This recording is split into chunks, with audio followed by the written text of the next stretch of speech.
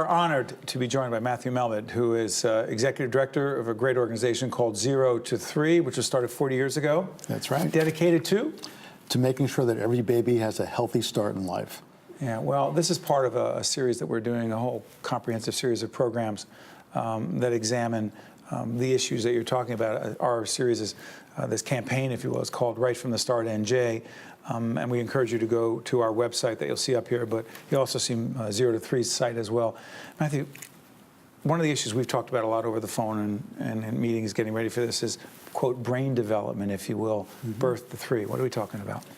We've learned a tremendous amount in the last really 15 years from neuroscience about the critical importance of the early years of life.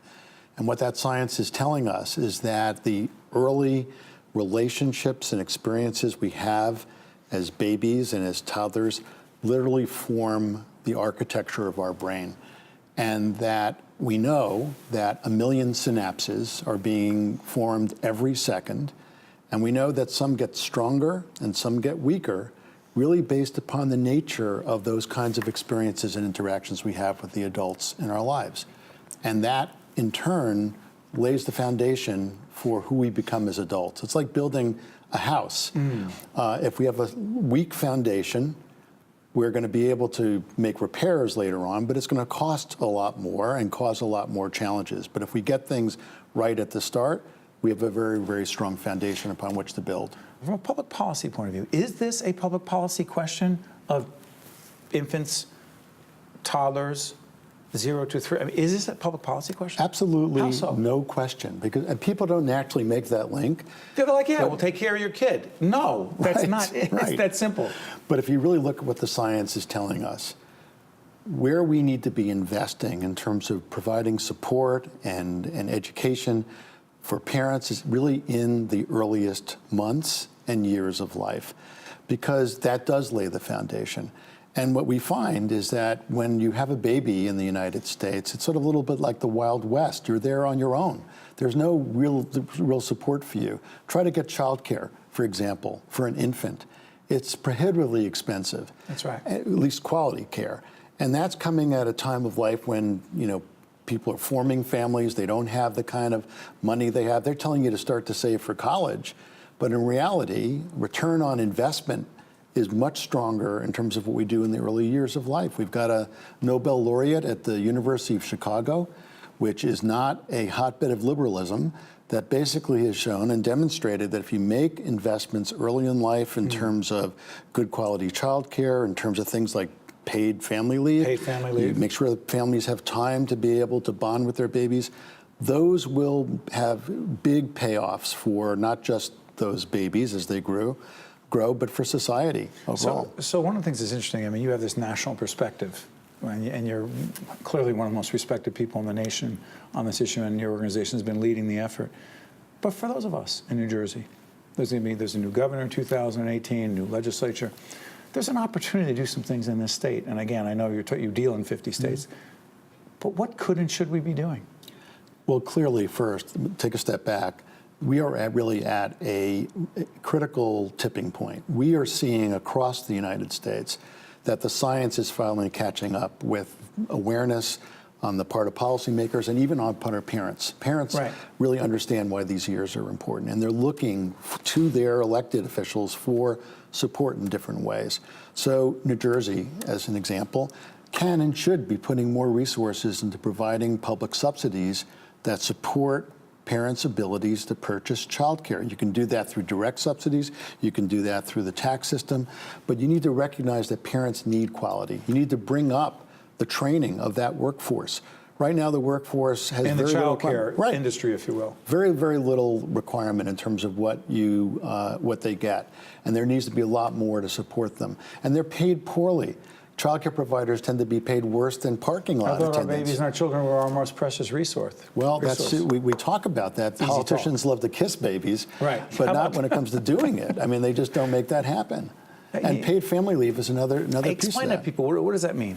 Explain to people. Everyone hears the expression paid family leave. Does it mean like, okay, you take the time to care for your child for a certain period of time, paid family leave? Go ahead. The United States is the only industrialized country in the world that does not have a national paid family leave policy, which essentially So it's a state by state, you say. it is state by state. Right. And New Jersey actually has a provision in its unemployment insurance code that allows for that to happen, but it's not widely used and it needs to be built upon.